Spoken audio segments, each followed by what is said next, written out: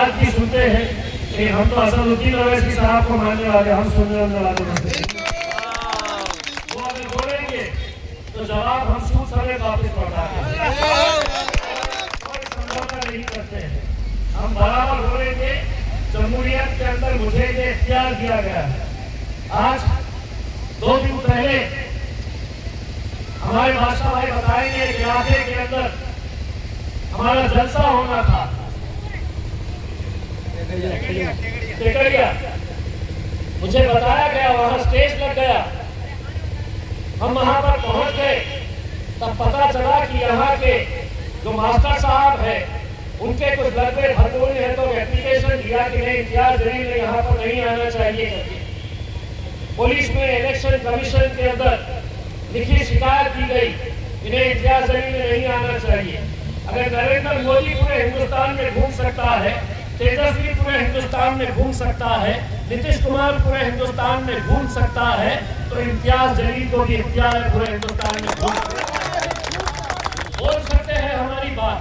लेकिन तुम गुंडागर्दी करके यहाँ नहीं आना, वहाँ नहीं आना करके, ठीक है इलेक्शन का वक्त है, 11 तारीख के दिन आवाज हिसाब करेगी किसको कहाँ भेजना है और किसको कहाँ भेजना है।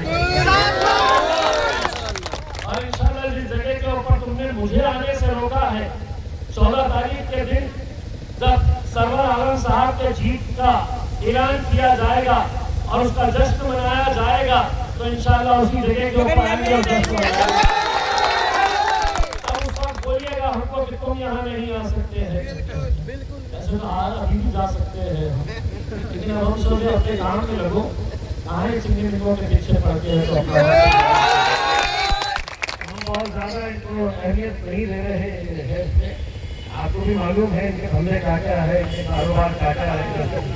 मैं अगर जबान से बोला तो बड़ी तकलीफ हो रही है लोगों को, लेकिन अगर मैं एक मौलाना को मौलाना कहूँगा अदब के साथ, एहतराम के साथ, क्योंकि वो दीन का काम कर रहे हैं। अगर मैं नरेंद्र मोदी को चाय वाला कहूँगा तो मैं क्या गलत करूँगा? वो खुद अपने मुंह से बोलते थे कि मैं चाय बेचता था, तो पकौड़े बेचते थे, तो मैं बोलता था तो पकौड़े वाला है प्रधानमंत्री हमारा करके। लेकिन अगर कोई 2 नंबर के धंधे आपको सिखा रहा है, गाड़ियों से हफ्ता वसूली करना सिखा रहा है, दलाली करना सिखा रहा है, उसको अगर मैं चोर लुच्चा लफंगा नहीं बोलूंगा तो क्या बोलूंगा? आप जवाब दीजिए।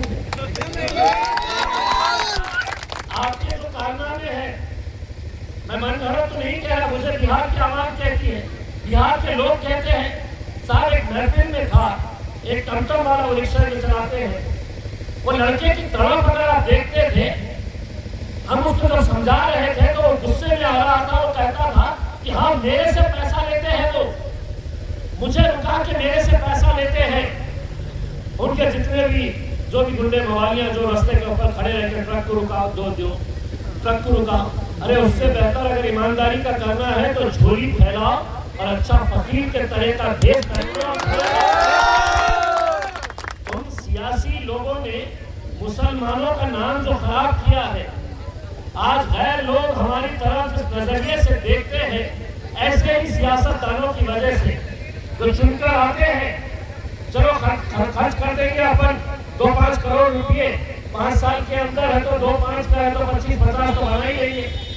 तो बेईमानी के जो पैसे डालता है उसको मालूम है कि 5 साल में मेरे लड़कों को रोड पे खड़ा करूंगा, पैसा दे, दुकानों पे जाके हफ्ता वसूली करूंगा, 2 नंबर के धंधे करूंगा। यही सब आज हमारी सरवर आलम साहब एक पढ़ा लिखा बंदा है, जामिया से पढ़ा हुआ, दिल्ली के जामिया से तालीम हासिल किया।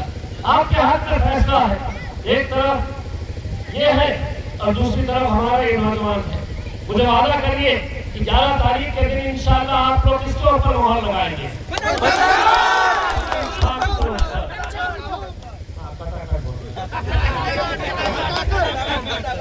अच्छे से कर दीजिएगा, 14 तारीख के दिन खटखट कर लगाऊंगा इंशाल्लाह। ईवीएम का बटन में निशान आ जाए, वही पतंग साहब। किसको वोट दिया